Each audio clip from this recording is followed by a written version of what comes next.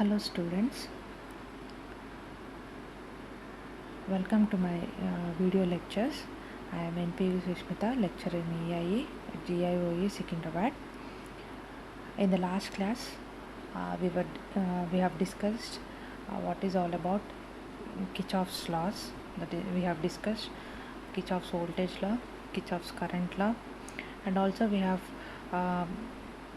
got to know some basic definitions like what is meant by circuit, loop, mesh, branch, and so on.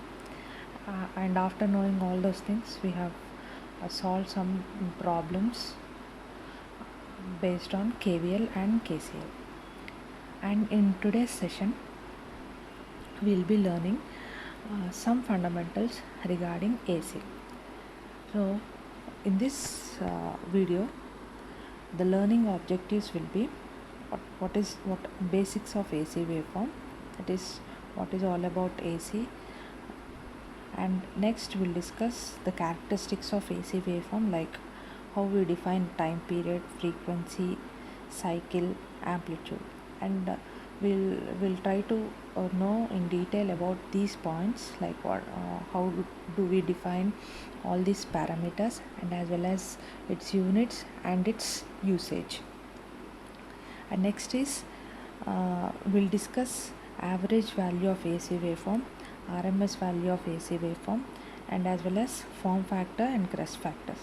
So all these points are necessary in knowing the fundamentals of AC. So let's get started with our video. So let's start our session of AC fundamentals with the basics of AC. So as we know that AC, an alternating function or AC waveform, is the one that varies both in magnitude and direction in more or less an even manner with respect to time. This is how we define AC. Before that, we know that for a DC, that is direct current, is a form of electrical current or voltage that flows around an electrical circuit in one direction and making it as unidirectional supply. A unidirectional supply is nothing but a DC supply or DC current. Generally, both DC currents and voltages are produced by power supplies like batteries, dynamos, solar cells, etc.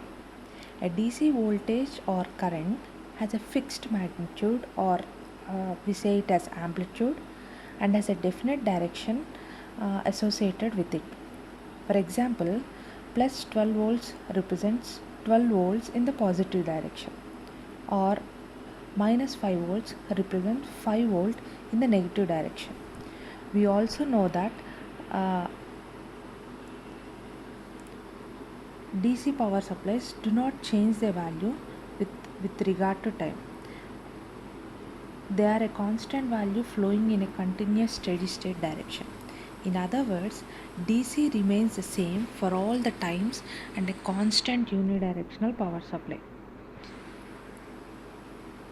and never changes or become negative until its connections are physically reversed. That is, the direction of DC current will always remains the same, one for which it is initially predetermined. Like if we fix it for a positive value, it shows a positive figure, whereas if we fix it for a negative value, it shows a negative it goes in the negative direction.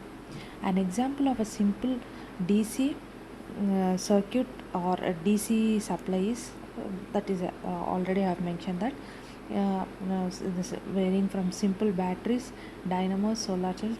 These are all come under the examples for a DC power supply. Coming to the AC waveform, an alternating waveform is other side of a DC current, like is the one that varies in both magnitude and direction in more or less an even manner with respect to time. So this is making the AC waveform a bidirectional waveform.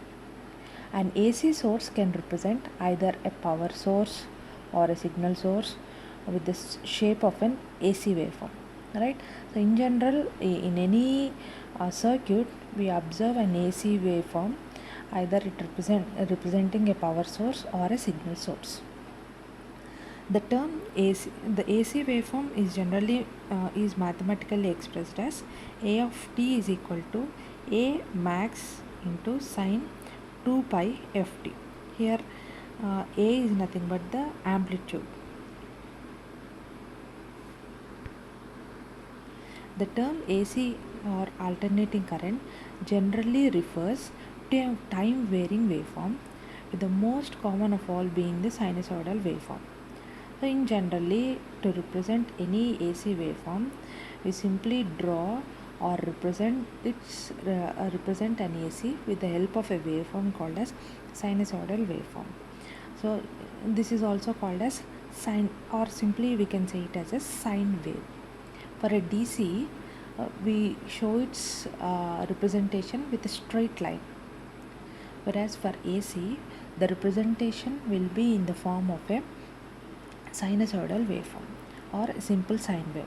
Sine waves, uh, as by far one of the most important types of AC waveform used in electrical engineering.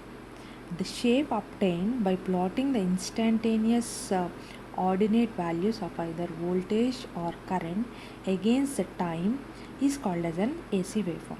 The shape which is obtained by plotting the instantaneous, here we are mentioning it as instantaneous because at all the times the value of AC will be varying, either it may vary in positive direction or negative direction, whereas in case of DC we may not mention it as instantaneous values. At all the times the value will be almost prefixed or predefined in the initial stages only, whereas for calculating or analyzing an AC waveform, every time we look at the instantaneous value, that is the present value, as it is varying with respect to time in an alternating fashion. The shape obtained by plotting the instantaneous ordinate values of either voltage or current against the time is called as an AC waveform. An AC waveform is constantly changing its polarity even for every half cycle, alternating between a positive maximum value and a negative maximum value with regards to time. And a common example what we can mention is that the domestic main supply that we use in our home, that is in our home, almost all the electrical appliances what we are using, all those work on the AC power supply. So at all the times the power supply that is coming to our houses is varying with respect to time. This means AC waveform is a time dependent signal, with most common type of time dependent signal is nothing but a periodic waveform. The periodic or AC waveform is a resultant of the product of rotating an electrical generator. That is, we are generating an AC waveform by rotating an electrical generator. Okay. Generally, the shape of any periodic waveform can be generated by using a fundamental frequency, and that fundamental frequency is being superimposed with the harmonic signals of various frequencies and amplitude.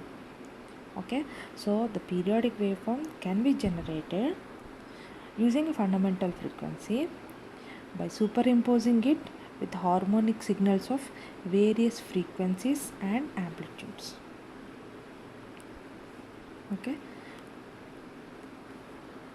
so what I am trying to say is that an AC signal or else AC waveform is a waveform which varies both in magnitude and direction. It is nothing but a bidirectional waveform. This AC waveform or an AC current is represented with the help of a sinusoidal waveform, which we simply call it as sine wave. And to obtain this sine wave, we generally take the instantaneous values of voltages or current and develop an waveform in terms of a sine wave, mostly in terms of a sine wave.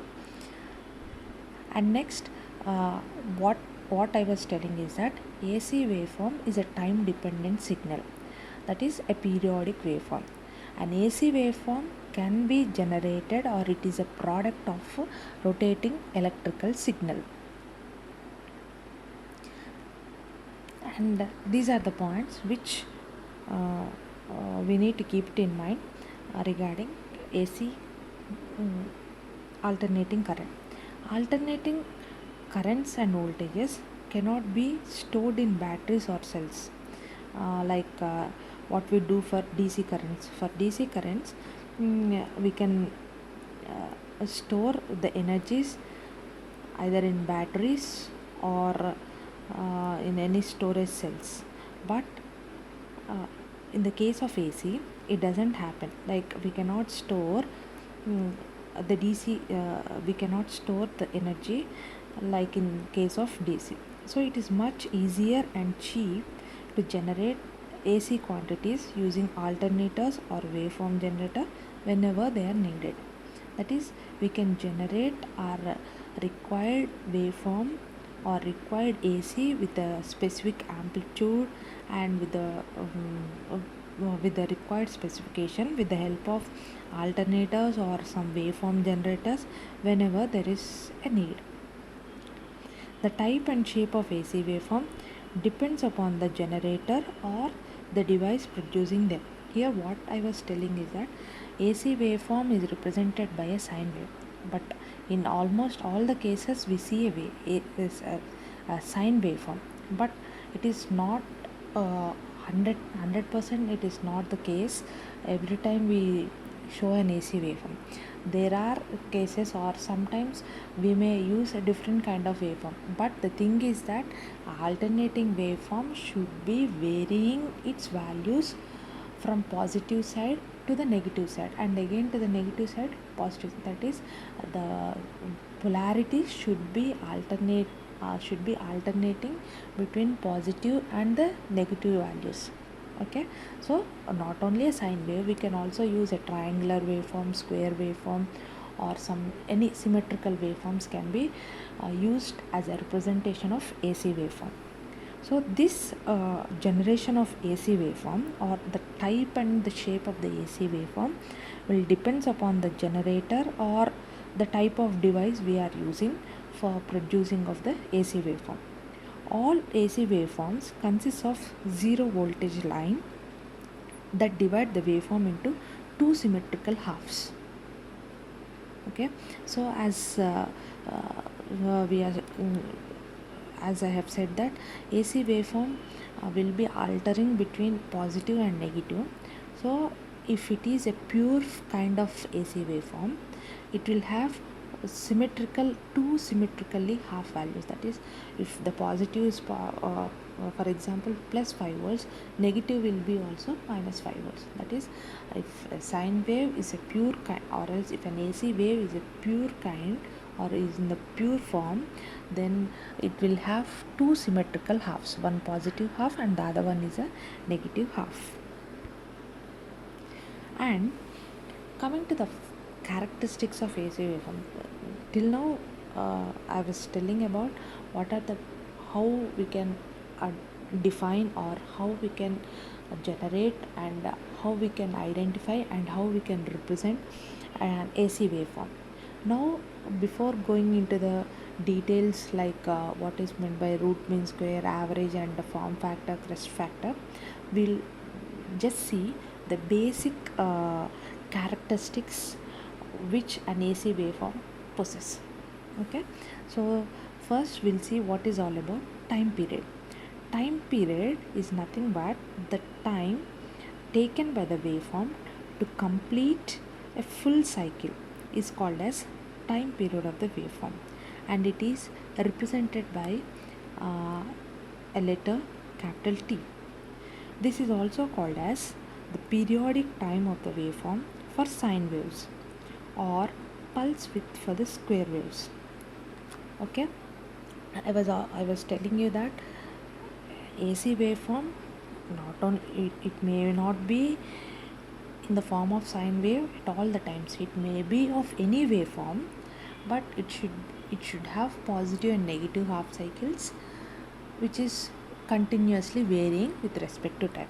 So here we can see that if the time period is this can be called, the time period is called as periodic time when we call it for a sine wave. That is, the time period is called as periodic time when we represent it for a sine wave. Or if we want to represent it for square waves, we name it as pulse width. For square waves, time period is called as pulse width, and for sine waves, the time period is called as periodic time. Altogether, the time period is nothing but the time taken for that particular waveform to complete full cycle. Here the full cycle is nothing but a positive half and a negative half. That is, from starting from 0 degrees to again 360 degrees, a positive half cycle and negative half cycle comprises a positive half and negative half comprises a cycle. So time period is nothing but the time taken by the waveform to complete one full cycle is called as time period. So it is represented by letter T, and in general for any time measurement we generally use our unit called as seconds. And the next one is frequency. So there is a relationship between time period and frequency that we'll see now. Frequency is defined as the number of time the waveform repeats itself within 1 second time period. So if we take 1 second of time period, in that time period how many times our waveform is altering or repeating itself, that is nothing but the frequency. Or we can say that the number of complete cycles that are produced within 1 second. 1 second cycle is nothing but one positive half and a negative half, right? So how many cycles are completed within a time period of 1 second will give us the value of frequency. So the frequency can be given as cycles per second, or cycles per second is simply we can remember it as cycles per second. The number of cycles within a second is called as frequency. So frequency is indicated by letter F. Frequency is a reciprocal. As I was telling you that there is a relationship between frequency and time period. So frequency F is inverse of time period. F is equal to 1 by T. In general, or general scenario is that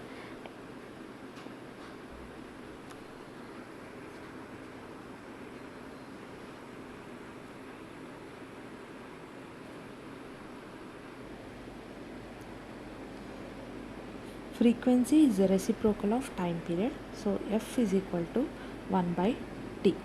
So the unit of frequency is named as Hertz. So this is named after the German physicist Hertz. So after his name Hertz, the unit of frequency is given as Hertz, indicated by letter Hz, H capital small z. So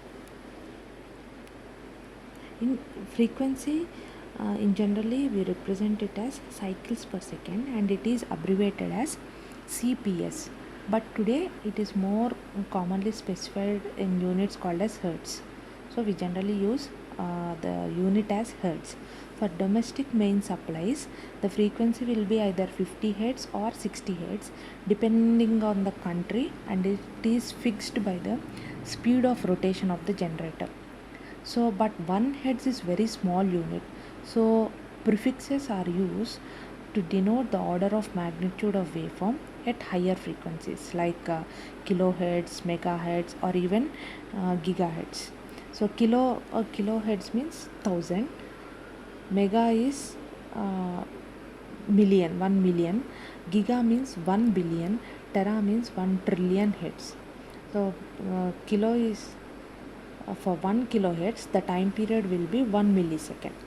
and for 1 megahertz the time period will be 1 microsecond, that is inverse 1 by, for 10 power 6 hertz the time period will be 1 by 10 power 6, that is 10 power minus 6. 10 power minus 6 is indicated as micro. So for 1 megahertz frequency the time period will be 1 microsecond, and for 1 gigahertz, that is 10 power 9 hertz, the frequency will be inverse, time period will be inverse, that is 1 by 10 power 9, that then we get 10 power minus 9 seconds, that is 10 power minus 9 means 1 nanosecond. Okay, so as frequency and time period as inversely related, so this can be easily identified and unitized.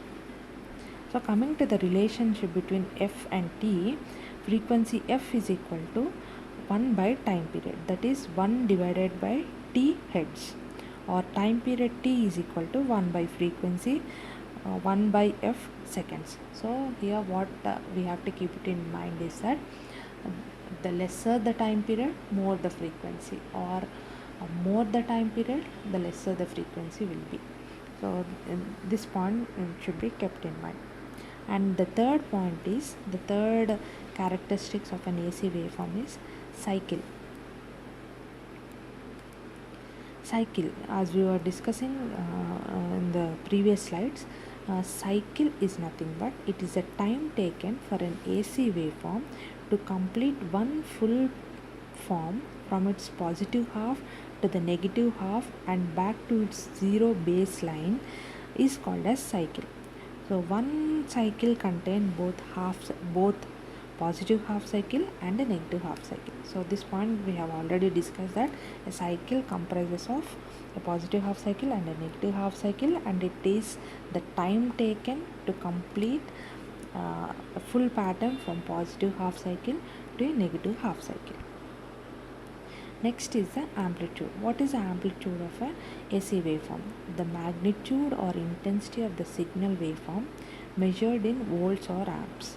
It is also known as maximum or peak value and represented in terms of Vmax for voltage, and for current we represent as Imax.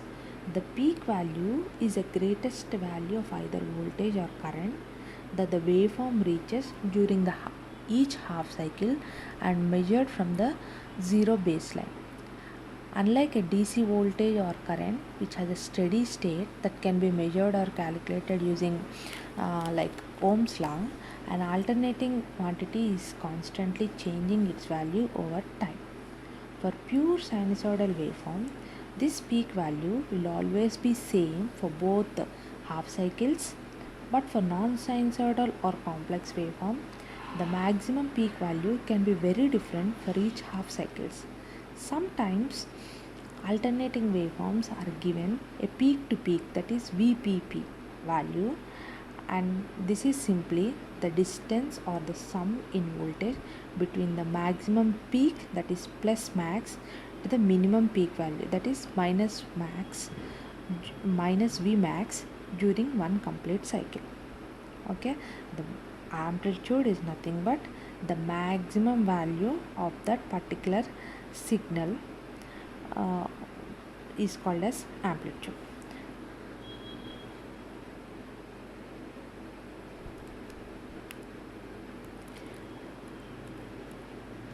And now we'll see some of the examples for periodic waveform. So in this we'll try to understand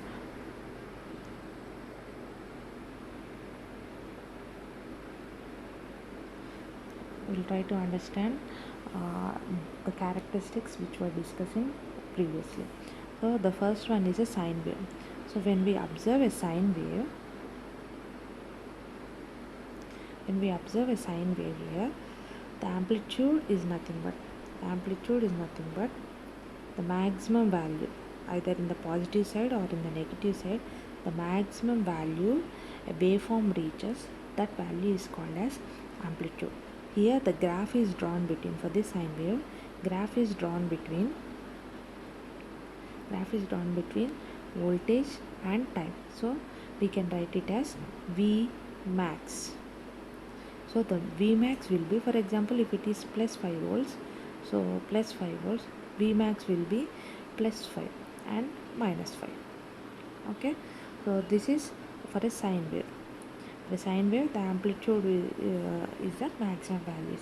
And coming to the cycle, the time taken for any waveform to complete a positive half and negative half. Cycle is nothing but from the starting point 0 to this point, how much time is taken to complete this is called as this cycle, a positive half cycle and negative half cycle.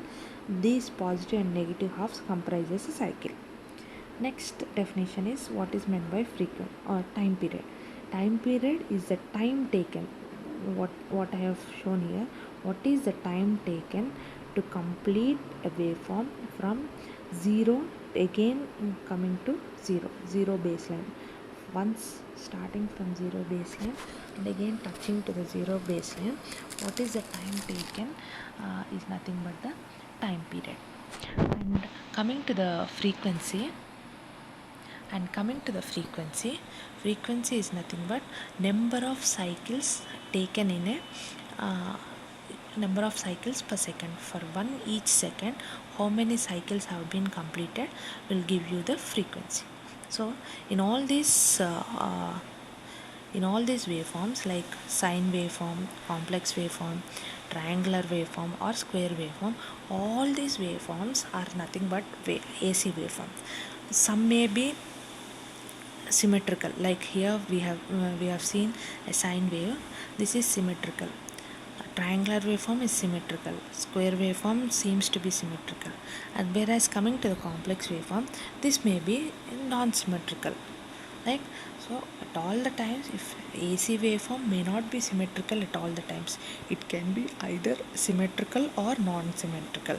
But the point is that it should be an alternating kind of waveform.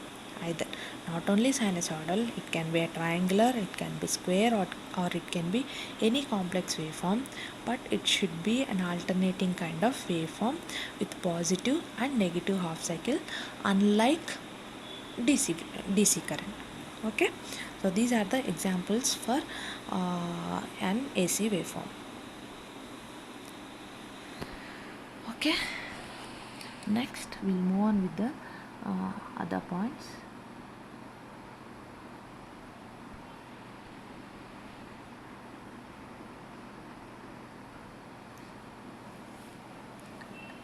As of now, we have discussed all the basics of all the characteristics of an AC waveform, and now we'll discuss other points like average value, form factor, press factors and all, and as well as RMS value. Now we'll discuss the average value of an AC waveform.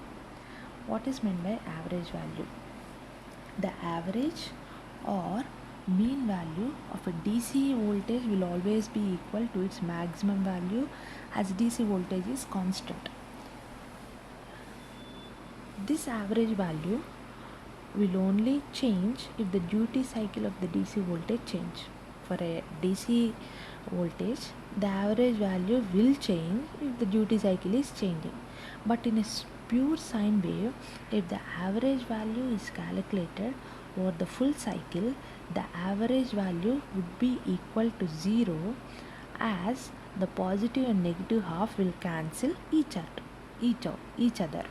So the average or mean value of an AC waveform is calculated or measured over the half cycle only.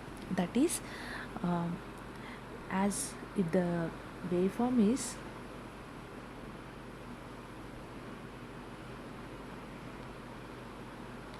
if the AC waveform is here once you'll see, if the average value, if for a sinusoidal waveform, as AC is alternating, if we take a sinusoidal waveform which is symmetrical, which has same value at the positive side and same value at the negative side, we get the average value to be 0, as positive and negative will cancel each other.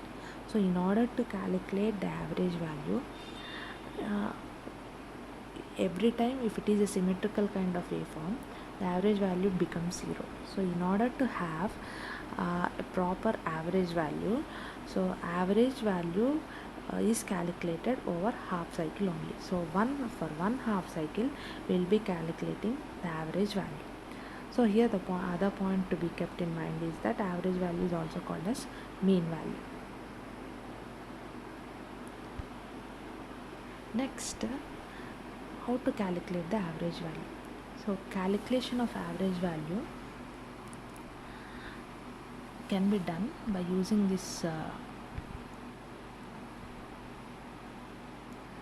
for calculation of average value, we need to take the waveform which need to be measured should be taken, and that waveform calculate the area under the waveform using either mid-ordinate rule or trapezoidal rule or Simpson rule. The approximate area under the irregular waveform can be found by simply by using mid-ordinate rule.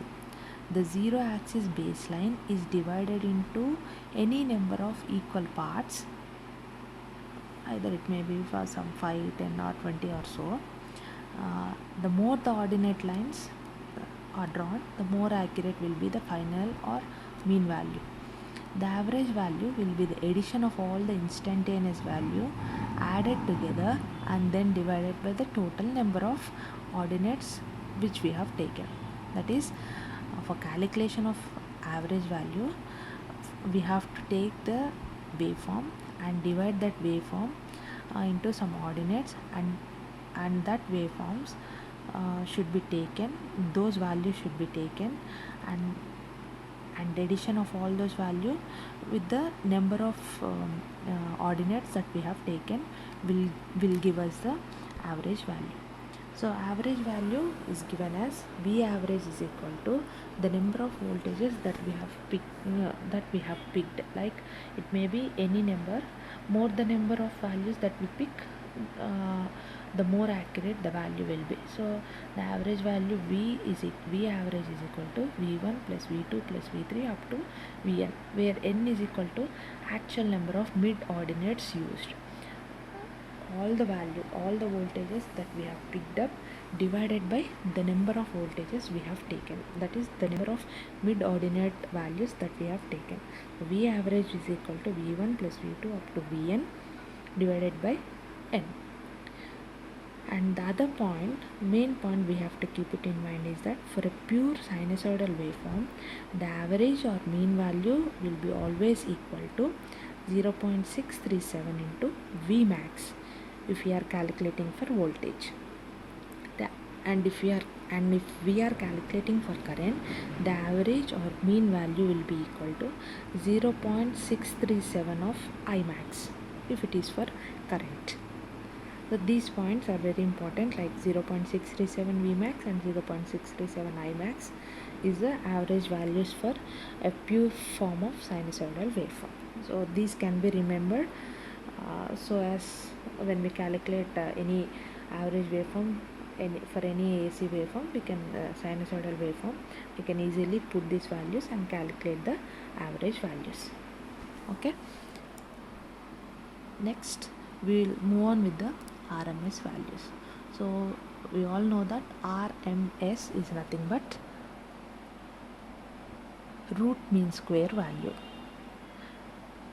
Now we'll see what is all about root mean square of an AC waveform. The average value of an AC waveform, just now we have calculated, is nothing but 0.637 of Vmax is not the same value that we use for a DC power supply.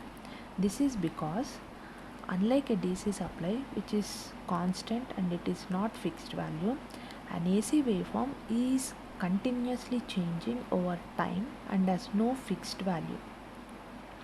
Thus, the equivalent of an alternating current system that provides the same amount of electrical power to a load as DC equivalent circuit is called as effective value.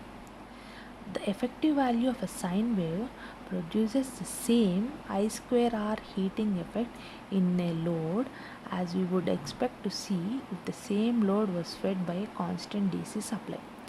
The effective value of a sine wave is commonly known as root mean squared or simply RMS value. I repeat, the effective value of a sine wave is commonly known as root mean squared or RMS value as it is calculated as a square root of the mean or average of the square of the voltage or current.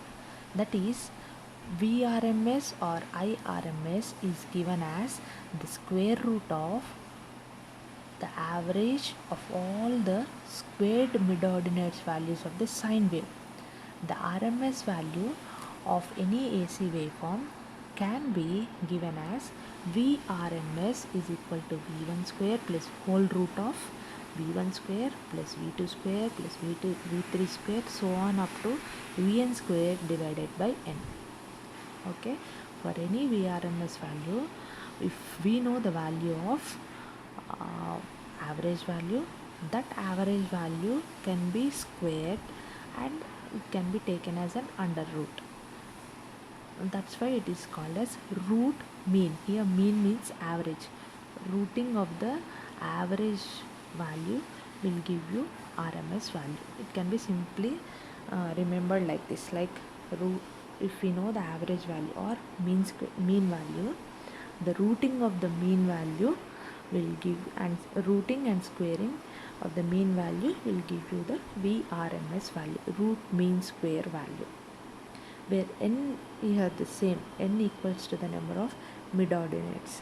For a pure sinusoidal waveform, V effective or Vrms, effective is nothing but RMS value is also called as V effective. V effective or Vrms value is equal to 1 by square root of 2 into Vmax. That will be equal to 0.707 of Vmax value if it is for voltage. If it is for current, Irms or I effective value will be equal to 1 by root 2 into Imax. That will be simply written as 0.707 of maximum value. So for average value, I average is given as 0.637 I into Imax. V average is given as 0.637 into Vmax. That is for sinusoidal waveform. Likewise, for sinusoidal waveform, Vrms can be remembered and can be written as 0.707 of Vmax, and Irms will be equal to 0.707 of Imax. Okay, so these 4 points or 4 values can be remembered for easy calculation of RMS and average values. The RMS value of a sinusoidal waveform is always greater than the average value except for a rectangular waveform. This is also should be kept in mind that average value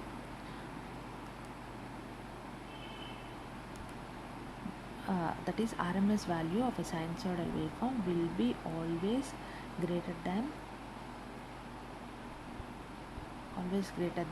the average value except for a rectangular waveform. That is, for a rectangular waveform, average value will be more when compared with the RMS value. And the other point that should be kept in mind regarding root mean square value is that most of the multimeters, either it may be digital or analog type of multimeter, unless otherwise stated, they measure only the RMS value of voltage and current, not the average value. This is we generally ignore this point, that we generally think that these multimeters will be calculating the average value. But the thing is that they will be all the multimeters will be calculating the RMS values of voltages and currents only, not the average values. So when we are using a multimeter, that is therefore when using a multimeter on a direct current system, the reading will be equal to I is equal to V by R, and for an alternating current system the reading will be equal to IRMS is equal to VRMS by R. Also, except for the average power calculations, for calculating of power, when calculating RMS or peak voltages, only use RMS and find IRMS values or peak voltages. VP to find peak values and IP values. Do not mix them together, as average, RMS and peak values of a sine wave are completely different, and the results what we get will definitely be incorrect.